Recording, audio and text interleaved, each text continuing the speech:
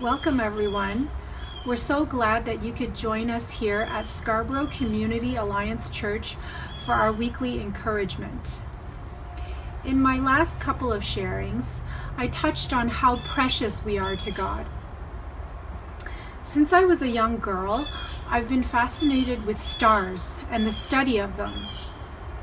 When I ponder our universe and the 500 billion galaxies that constitute it, I am both humbled and amazed at how we are but a tiny speck in God's creation, yet He has chosen to target planet Earth as center stage. That's why I'm so delighted to be studying the book of Genesis with my Bible study fellowship this year. I'm reminded of how God created everything purposefully to display His glory. Creation offers indisputable evidence of God, the Creator. Whether we look through a microscope or a telescope, we are in awe of His masterful hand. From the most intricate detail of DNA to the sheer vastness of the universe. I love how God shares with us the account of creation. He doesn't have to.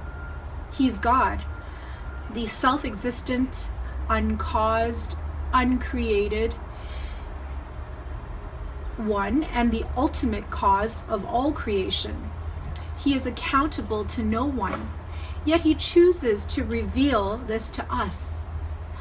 Are we starting to see glimpses of how precious we are to Him?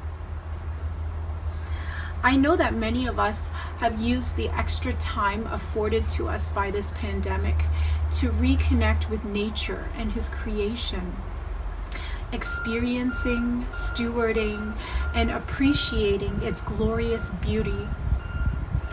In our family, we started raising backyard chickens. It's been a joyful time learning to care for and respect livestock and animals, and our girls are loving it. Last week was a traumatic experience, though, when a fox had jumped over the fence and killed 4 of our chickens. Personally, I was devastated to survey the scene of death and mourned the helplessness of our poor chickens. At the same time, it was a good life lesson for our daughters. From reading God's Word, violence and death were not part of His design for creation, but a consequence when sin entered the world after the fall of man.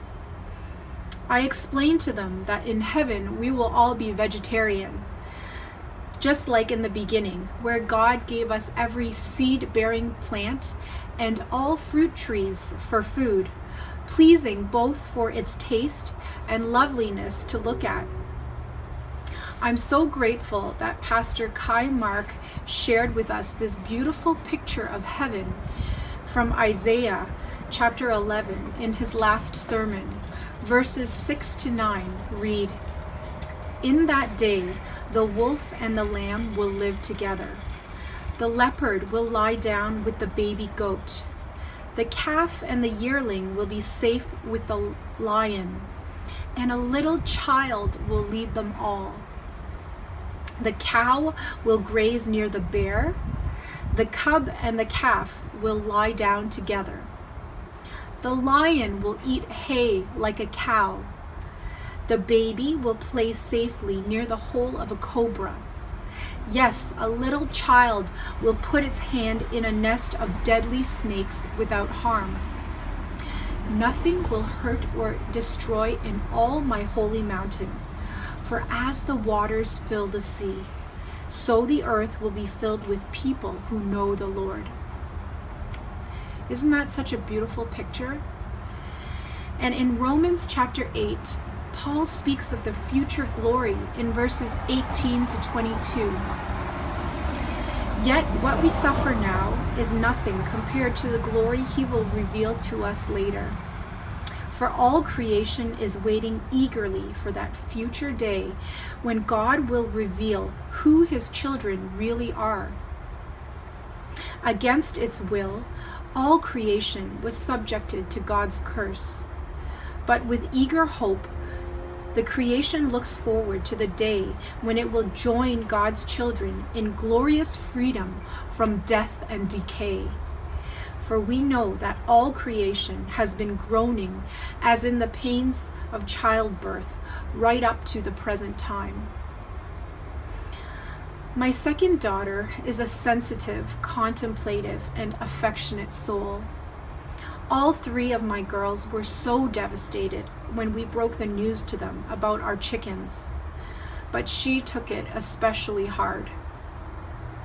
To a compassionate child grieving an animal's loss of life, God gives us this knowledge of hope of the curse being lifted.